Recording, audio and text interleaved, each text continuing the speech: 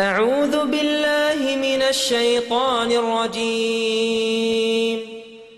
بسم الله الرحمن الرحيم.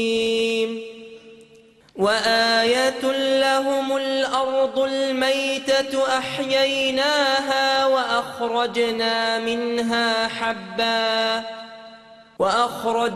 منها حبا فمنه يأكلون وجعلنا فيها جنات من نخيل وأعناب وفجرنا فيها من العيون ليأكلوا من ثمره وما عملته أيديهم أفلا يشكرون.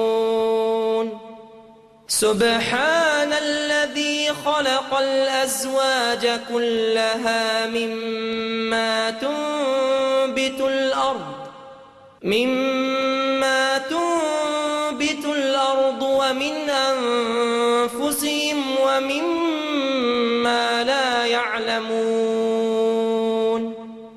وآية لهم الليل نسلخ منه النهار فإذا هم مظلمون. والشمس تجري لمستقر لها ذلك تقدير العزيز العليم. والقمر قدرناه منازل حتى عاد كالعرجون القديم. لا الشمس ينبغي لها أن تدرك القمر ولا الليل سابق النهار وكل في فلك يسبحون. I want to remind you or tell you that this revelation, the Quran, was revealed 1424 years ago to an illiterate. That means a man who had no schooling, a man born in the desert, an Arab, chosen by Almighty God to receive a revelation, a man like Jesus, a man like John the Baptist, a man like Zechariah, a man like Isaac, a man like Ismail, a man like Moses, a man like Abraham, a man like Noah, a man like Adam, alayhi salam, peace and blessing be upon him, a man, a messenger, and a prophet. Now this Quran that he recited is recited by 1.4 billion people in the world and memorized from cover to cover, 6,626 verses, by literally millions of Muslims. Not a few, but millions. And it is the ambition of every Muslim to have a son or a daughter in their life that memorizes this entire book. So it's not a phenomenon, except that this book was memorized and preserved in the life of the one that received it from God. And in his lifetime, it was memorized and it was retained and never changed and intact until now. Look what it says. I gave you some statistics, and the basis of it was from the Quran. The Quran says, and a sign for them is the dead earth. It is brought back to life, and then from it springs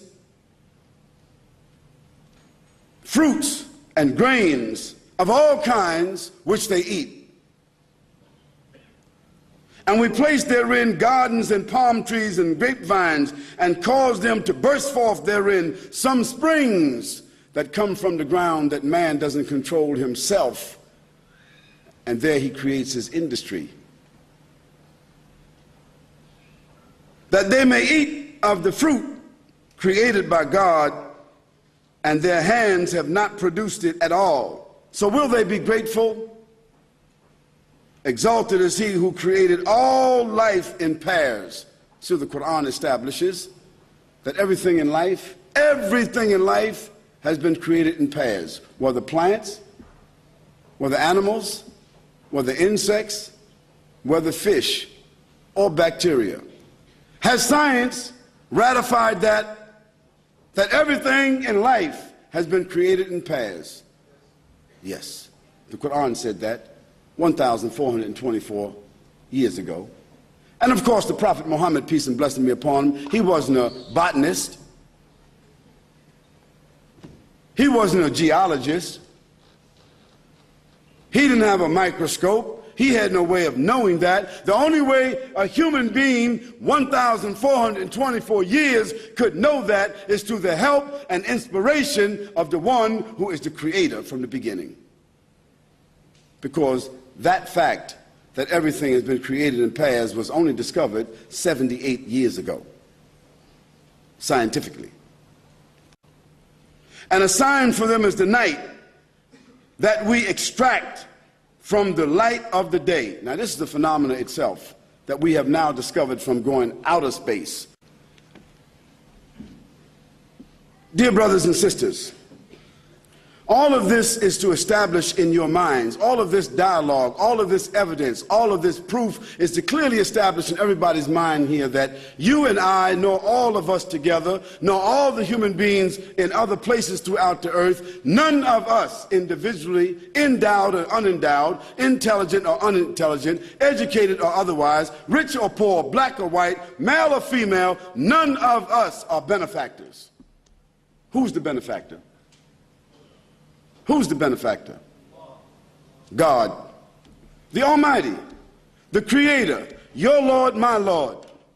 This was established by those prophets and messengers, those extraordinary human beings that I spoke about a few moments ago. That was already established. I didn't need to come here and establish that. I just need to come here and remind you of that. Now, those extraordinary human beings were the ones that came to tell other human beings who thought at that time that they were somewhat sophisticated. Isn't that, this is unique about humans. At every age, even 5,000 years ago, they thought they were modern. At every age, human beings, no matter what stage of development they are at, they think that they're modern and more sophisticated than others. This is the nature of human beings. Yet all of them don't seem to ponder on the fact that they're only here for a moment. And some of them, during the moment that they're here, they become so arrogant. They begin to say that we are the owners, we are the peacekeepers, we are the organizers, we are the administrators, we are the ones who created ourselves, determine for ourselves, legislate for ourselves and others, and we own everything and we determine everything. Isn't there some people that say that? You're either with us or against. And don't give man a few tools that he can use, a few things that he can throw or some missiles that he can shoot. He really becomes arrogant. Then when Abraham went to Pharaoh and talked to Pharaoh, Pharaoh told Abraham, "Why should I worship your God? Why? I have command over life and death. Anybody I want to die will die. Anybody I want to live will live." What did Abraham say to Pharaoh? The one you kill, bring him back to life if you got power. And if you got some power, when the sun sets in the west, you cause it to rise and make it set in the east. Was Pharaoh able to do that? He wasn't able to do that then, and the pharaohs today can't do it today.